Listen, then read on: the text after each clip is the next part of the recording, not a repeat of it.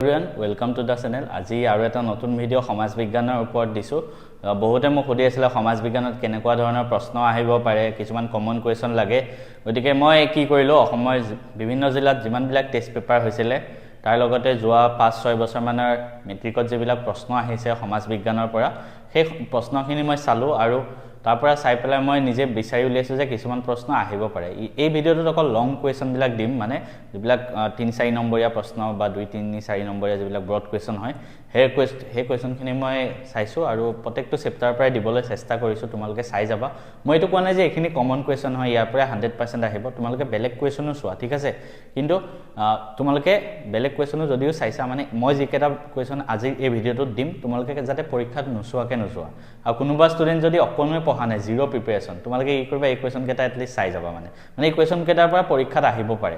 গোটেই ভিডিঅ'টো লাষ্টলৈকে চাবা আজিৰ ভিডিঅ'টো। আৰু অলপ টাইম পিছত মই আৰু এটা ভিডিঅ' দিম, সেইটোত মই তোমালোকৰ টেষ্ট পেপাৰৰ পৰা আৰু কিছুমান ইম্পৰ্টেণ্ট পইণ্ট MCQৰ কাৰণে দিম। গতিকে আজিৰ ভিডিঅ'টোত অকল লং কুৱেশ্যনৰ কাৰণে কমন কুৱেশ্যন হয় এইখিনি, পূৰা ভালদৰে চাই যোৱা। আমি ফাৰ্ষ্ট চেপ্টাৰটোৰ পৰাই ষ্টাৰ্ট কৰিছোঁ, ইতিহাস হিষ্ট্ৰী পাৰ্টৰ, ঠিক আছে? মই ইংৰাজী মিডিয়াম আৰু অসমীয়া মিডিয়াম দুইটাৰ কাৰণে ৰাখিছোঁ। প্ৰথম চেপ্টাৰ 1ৰ যোনটো এটা প্ৰশ্ন হিষ্ট্ৰী স্বদেশী আন্দোলনৰ ওপৰত আছে। তো ফাৰ্ষ্ট প্ৰশ্নটো তোমালোকৰ আহিব এইটো, স্বদেশী আন্দোলন দমনৰ বাবে ব্ৰিটিছে কি পদক্ষেপ হাতত লৈছিল? স্বদেশী আন্দোলন যে ভাৰতত হৈছিল, ব্ৰিটিছে কেনেকৈ দমন কৰিছিল? মানে প্ৰশ্নটো মই তোমালোকক এনেকৈ দিছোঁ, হয়তো প্ৰশ্নটো অকণমান ঘূৰাই পকাই সুধিবও পাৰে। ইয়াত যেনেকৈ আছে একজেক্ট নাহিবও পাৰে, কিন্তু মানে এনচাৰটো একেই হ'ব। ধৰা, স্বদেশী আন্দোলন দমনৰ বাবে ব্ৰিটিছে কি পদক্ষেপ হাতত লৈছিল? পৰীক্ষাত এনেকুৱা আহিব পাৰে, ব্ৰিটিছে কিদৰে স্বদেশী আন্দোলন দমন কৰিছিল? আই হোপ তোমালোকে ক্লাছ 10ত পঢ়ি আছা, ইমানখিনিতো জানা যে দুইটা প্ৰশ্ন একেই হয়। বা ইংলিছতো লিখি দিছোঁ, anti movement measures taken by British to dominate the Swadeshi movement. Second, তোমালোকে আৰু এটা এইটো চেপ্টাৰৰ পৰা পঢ়িব পাৰা যে স্বদেশী আন্দোলনত মহিলাৰ ভূমিকা কি? স্বদেশী আন্দোলনত মহিলাৰ ভূমিকা কেনেকুৱা আছিলে? সেইটোও আহিব পাৰে এই দুটাৰ ভিতৰত, ঠিক আছে? এইটো চাবা, দুইটা প্ৰশ্ন চাবা, স্বদেশী আন্দোলন ব্ৰিটিছে কিদৰে দমন কৰিছিল আৰু মহিলাৰ ভূমিকা। চেপ্টাৰ 2লৈ যাওঁ আমি, ভাৰতৰ আন্দোলনৰ বিষয়ে আছিলে। আইন অমান্য আন্দোলনৰ ওপৰত আহিব পাৰে, আইন অমান্য আন্দোলনৰ লক্ষ্য আৰু বৈশিষ্ট্য, মানে চিভিল ডিছঅবিডিয়েঞ্চ মুভমেণ্ট যোনটো হৈছিলে তাৰ এইম এণ্ড ফিচাৰ্ছ, মানে গোটেই টপিকটোৱে ভালদৰে চাবা। আইন অমান্য আন্দোলন, ইয়াৰ লক্ষ্য আৰু বৈশিষ্ট্য আহিব বুলি কৈছোঁ। বেলেগ এটাও আহিব পাৰে, এনেকুৱা আহিব পাৰে যে মহাত্মা গান্ধীয়ে কিদৰে আইন অমান্য আন্দোলন পৰিচালনা কৰিছিল। গতিকে ভালদৰে এই টপিকটো চাবা। ছেকেণ্ড টপিকটো চাবা তোমালোকে, ভাৰত ত্যাগ আন্দোলন। মহাত্মা গান্ধীয়ে কিদৰে ভাৰত ত্যাগ আন্দোলন পৰিচালনা কৰিছিল বুলি মই কুৱেশ্যনটো দিছোঁ, কিন্তু ভাৰত ত্যাগ আন্দোলন যিটো টপিক আছিলে ভালদৰে চাই ল'বা ইয়াৰ পৰা, ঠিক আছে? এইটো চেপ্টাৰ 2ৰ পৰা আমি এইখিনি ক'লোঁ। চেপ্টাৰ 3লৈ যাওঁ, অসমৰ যিখিনি আন্দোলন হৈছিলে 1857 চনৰ আন্দোলন বা কৃষক বিদ্ৰোহ, সেইসমূহৰ বিষয়ে আছে। ইয়াৰ ওপৰত 3টাই মেইন প্ৰশ্ন আছিলে, যিকেইটাৰ ভিতৰত আহিব পাৰে বুলি মই বহুত চিয়'ৰ আছোঁ, নাজানো পৰীক্ষাত আহেনে নাই। প্ৰথমটো আছে 1857 চনৰ বিদ্ৰোহত মণিৰাম দেৱানৰ ভূমিকা। ইংলিছত যদি কওঁ, মণিৰাম দেৱানছ কণ্ট্ৰিবিউশ্যন ইন 1857 ৰিভল্ট। 1857 চনত যে ৰিভল্ট হৈছিলে, আন্দোলন হৈছিলে, তাত মণিৰাম দেৱানে কিদৰে ভূমিকা গ্ৰহণ কৰিছিল। ছেকেণ্ড, এই 1857 চনৰ বিদ্ৰোহৰ বিফল হৈছিল, বিফল হোৱাৰ কাৰণসমূহ ব্যাখ্যা কৰা বুলি আহিব পাৰে। কিয় 1857 চনৰ আন্দোলন বিফল হৈছিল? 1857 ৰিভল্ট, হোৱাই ফেইল্ড হোৱাৰ ৰিজন আহিব পাৰে। 1857 আন্দোলন যি হৈছিল সেইটো কিয় বিফল হৈছিল। আৰু থাৰ্ড, এইটো ইয়াৰ পৰা আহিব পাৰে যে ফুলগুৰি ধাবা, ইয়াৰ বিষয়ে যিকোনো আহিব পাৰে। এনেকৈও আহিব পাৰে যে ফুলগুৰি ধাবাৰ ওপৰত এটা টোকা লিখা, বা ফুলগুৰি ধাবাৰ ইতিহাসত কি অৱদান আছে এইটো লিখা, বা ফুলগুৰি ধাবাৰ কিয় সফল হৈছিল, বিফল হৈছিল, এইবোৰ আহিব পাৰে। ফুলগুৰি ধাবাৰ বিষয়ে ভালদৰে চাই ল'বা। খালি চেপ্টাৰ 3ৰ পৰা এই 3টা প্ৰশ্ন তোমালোকে ভালদৰে চাই ল'বা, ঠিক আছে? চেপ্টাৰ 4ত যাওঁ, অসমত কিদৰে ভাৰতৰ যিবিলাক আন্দোলন হৈছিল কেনেদৰে প্ৰভাৱ পৰিছিল। প্ৰথম চাবা, অসহযোগ আন্দোলনত অসমৰ ভূমিকা আৰু আইন অমান্য আন্দোলনত অসমৰ ভূমিকা। ভাৰত ত্যাগ আন্দোলনৰটো কথা কিয় কোৱা নাই, কাৰণ যোৱাবাৰ ভাৰত ত্যাগ আন্দোলনত অসমৰ ভূমিকাটো আহিছিলে। গতিকে এইটো তোমালোকৰ ওপৰত কথা, তোমালোকে চোৱা নে নাই, ঠিক আছে? যদি তোমালোকৰ সময় হয় সেইটো চাবা, কিন্তু এই দুটা প্ৰশ্ন বেছিকৈ চাবা, কাৰণ যোৱাবাৰ এই দুটা অহা নাই। অসহযোগ আন্দোলনত অসমৰ ভূমিকা, মানে অসহযোগ আন্দোলন মানে নন কোঅপাৰেশ্যন মুভমেণ্ট,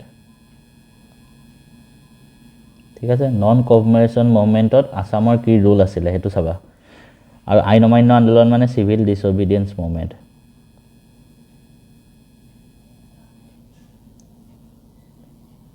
এই দুটাত অসমৰ ৰুল কি আছিলে ভালদৰে চাই ল'বা, অসমৰ ভূমিকা। 3 নম্বৰতে চাবা অসমীয়া ভাষা উন্নতি সাধিনী সভা, তাৰ অৱদানৰ বিষয়ে আহিব পাৰে বা বৈশিষ্ট্য বিষয়ে আহিব পাৰে বা ভাৰতৰ ইতিহাসত কি অৱদান আছে সেইটো আহিব পাৰে। ইংলিছ মিডিয়ামৰ ষ্টুডেণ্টসকলৰ কাৰণেও কৈছোঁ, অসমীয়া ভাষা উন্নতি সাধিনী সভাৰ ওপৰত যিটো আছে টপিক ভালদৰে চাই ল'বা, সেইটো আহিব পাৰে। এইখিনি চেপ্টাৰ 4ৰ। চেপ্টাৰ 5ত যাওঁ। চেপ্টাৰ 5ৰ পৰা দুটা প্ৰশ্ন মোৰ লাগিছে আহিব যেন। এটা হ'ল ভাৰতৰ ভাস্কৰ্যকলাৰ 3টা শৈলী, the 3 main styles of Indian sculpture. ঠিক আছে, ভাস্কৰ্যকলা যি আছে তাৰ 3টা শৈলী আহিব পাৰে। বা অসমৰ চিত্ৰকলাৰ বিষয়ে আহিব পাৰে, art and paintings of Assam. অসমৰ চিত্ৰকলাৰ কি অৱদান আছে ভাৰতৰ ইতিহাসত, তেনেকুৱা মানে প্ৰশ্নটো ঘূৰাই পকাই সুধিব। আল্টিমেটলি টপিকটো মানে একেই হ'ব। গতিকে এই দুটা প্ৰশ্ন ভালদৰে চাবা। ঠিক আছে, নেক্সট যাওঁ জিঅ'গ্ৰাফী পাৰ্টত। ভূগোল পাৰ্টত গৈছোঁ। ভূগোলৰ চেপ্টাৰ 1টো যদি চাওঁ, সম্পদ সংৰক্ষণৰ লগত জড়িত সংস্থা কি কি আছে আৰু ইয়াৰ মানে ৰোল কি কি হয় সেইটোৰ ওপৰত আহিব পাৰে। Organisation associated with research conservation, সম্পদ সংৰক্ষণৰ লগত যি যি সংস্থা আছে কিতাপত আছে তোমালোকৰ, সেইকেইটাৰ বিষয়ে বহলাই লিখিব আহিব পাৰে। মানে ইমান বেছি বহলাই লিখিব নালাগে, তেতিয়া যিকেইটা লিখা 3-4টা লাইন এটা এগেইনষ্টত লিখি দিবা, সম্পদ সংৰক্ষণৰ লগত জড়িত সংস্থাসমূহ। ছেকেণ্ডটো আহিব পাৰে যে সম্পদ সংৰক্ষণ ৰিচৰ্চ কনজাৰ্ভেশ্যন, যে আমি কিয় কৰিব লাগে, গুৰুত্ব আৰু পদ্ধতি, কি কি উপায় আমি সংৰক্ষণ কৰিব পাৰোঁ। দুটা সোমাই আছে ইয়াত, এটা গুৰুত্ব আৰু এটা পদ্ধতি। ইয়াৰ ভিতৰত আহিব পাৰে মানে প্ৰথম প্ৰশ্নত এনেকৈ আহিব পাৰে যে সম্পদ সংৰক্ষণ আমি কিয় কৰিব লাগে। ছেকেণ্ডটো আহিব পাৰে যে সম্পদ সংৰক্ষণৰ পদ্ধতিসমূহ কি কি হয়, এইটো ভালদৰে চাবা। চেপ্টাৰ 2ৰ পৰা মোৰ মানে অকণমান বেলেগ বেলেগ টাইপৰ প্ৰশ্ন আছে, গতিকে মই এনেকুৱা লাগিছে মৰুকৰণ, ডিজাৰ্টিফিকেশ্যন মানে মৰুভূমি মৰুকৰণ, সেইটো কিয় হয় মানে কাৰণ কিয় হৈছে বা এইটোৰ ওপৰত এইটোৱে মানে পৰিৱেশৰ ওপৰত কি প্ৰভাৱ পেলাইছে। গতিকে মৰুকৰণ যিটো টপিক আছে এইটো ভালদৰে চাই ল'বা। ছেকেণ্ড গোলকীয় উষ্ণায়ন টপিকটো ভালকৈ চাবা, গ্ল'বেল ৱাৰ্মিং, ইয়াৰ ওপৰতো আহিব পাৰে। চেপ্টাৰ 2ৰ পৰা এই দুটা চাবা। চেপ্টাৰ 3ৰ পৰা পৃথিৱীৰ ভূগোলৰ বিষয়ে আছে। প্ৰথম মহাদেশ আৰু মহাসাগৰৰ বিতৰণ সম্পৰ্কে লিখিব আহিব পাৰে। হয়তো এনেকুৱাও আহিব পাৰে যে মহাদেশসমূহৰ বিতৰণ সম্পৰ্কে লিখা বা মহাসাগৰসমূহৰ বিতৰণ সম্পৰ্কে লিখা। ইংলিছত যদি মই কওঁ ডিষ্ট্ৰিবিউশ্যন অফ অচিয়েন, মহাসাগৰ আৰু কণ্টিনেণ্ট, মহাদেশ, অচিয়েন আৰু কণ্টিনেণ্টবিলাক কেনেকৈ ডিষ্ট্ৰিবিউট হৈ আছে সেইটোৰ ওপৰত আহিব পাৰে। ছেকেণ্ড প্ৰশ্নটো আহিব পাৰে এছিয়া মহাদেশৰ জলবায়ুৰ তাৰতম্য। এছিয়া যোনটো মহাদেশ হয়, কণ্টিনেণ্ট হয়, তাত জলবায়ুটো মানে কিয় বেলেগ বেলেগ হয়, বিভিন্ন হয়, সেইটোৰ ওপৰত আহিব পাৰে। থাৰ্ডটো এইটো মোৰ বেছি লাগিছে, এইটো আহিব যেন মহাদেশীয় বিস্থাপন সূত্ৰৰ বিষয়ে, কণ্টিনেণ্টেল ড্ৰিফ্ট থিয়ৰী, এইটোৰ ওপৰত আহিব যেন লাগি আছে। ঠিক আছে, এই 3টা প্ৰশ্ন ভালকৈ চাবা, ইয়াৰ ওপৰত এটা আহিব পাৰে। চেপ্টাৰ 4ত যাওঁ অসমৰ ভূগোলসমূহৰ। অসমৰ ভূগোলত অসমৰ পৰিবহণ ব্যৱস্থা উন্নয়নৰ বাধাসমূহ কি কি, কি কি ফেক্টৰৰ কাৰণে অসমৰ টুৰিজিম ছেক্টৰটো ডেভেলপ হোৱা নাই, অবষ্টেকলছ অফ টুৰিজিম ডেভেলপমেণ্ট। বেলেগ বেলেগ ধৰণে আহিব পাৰে প্ৰশ্নটো। অসমৰ পৰ্যটন উদ্যোগত বাধা সৃষ্টি কৰা কাৰকসমূহৰ বিষয়ে লিখা বা অসমৰ পৰিবহণ ব্যৱস্থা কিয় এতিয়াও উন্নত হোৱা নাই, এনচাৰ একেটাই। ছেকেণ্ড অসমৰ ঔদ্যোগিক বিকাশত পিছ পৰি থকাৰ কাৰণ, এইটোত পৰিবহণ ব্যৱস্থা পিছ পৰি থকাৰ, এইটো উদ্যোগিক বিকাশত পিছ পৰি থকাৰ, ইণ্ডাষ্ট্ৰিয়েল ডেভেলপমেণ্ট কিয় পিছ পৰি আছে।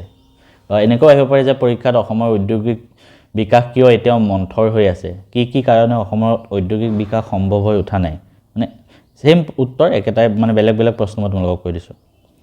থাৰ্ডটো আহিব পাৰে অসমৰ কৃষিভিত্তিক উদ্যোগসমূহৰ, এগ্ৰ' বেছড ইণ্ডাষ্ট্ৰী, অসমত যিবিলাক কৃষিভিত্তিক উদ্যোগ এগ্ৰ' বেছড ইণ্ডাষ্ট্ৰিজ আছে তাৰ ওপৰতো আহিব পাৰে।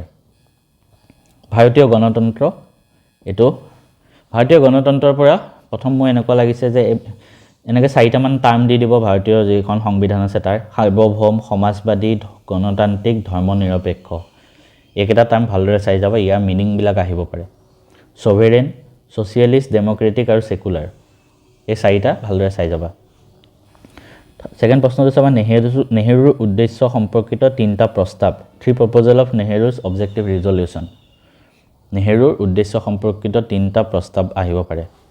থাৰ্ড প্ৰশ্নটো চাবা ইংলেণ্ড আৰু ভাৰতৰ সংসদীয় গণতন্ত্ৰ আছে, এই গণতন্ত্ৰৰ মাজত কি পাৰ্থক্য আছে, difference between parliamentary democracy of England and India, এইটো ভালকৈ চাবা ঠিক আছে এইখিনি ভাৰতীয় গণতন্ত্ৰ পিছৰ যোনটো চেপ্টাৰ আছে পিছৰ যোন দুটা চেপ্টাৰ এটা ৰাষ্ট্ৰসংঘৰ বিষয় আছিলে আৰু এটা মানে বেংকিং সেক্টৰ আছিলে এইকেইটা তোমালোকে ইয়াৰ পৰা মানে লং কুৱেশ্যন নাহে চাগে কাৰণ মই লাষ্ট এয়াৰ কুৱেশ্যন পেপাৰো চালোঁ বা টেষ্ট পেপাৰো চাইছোঁ হ'লেও তোমালোকে যদি সময় আছে চাই যাবা তাৰ পৰা শ্বৰ্ট কুৱেশ্যনহে বেছি আহিব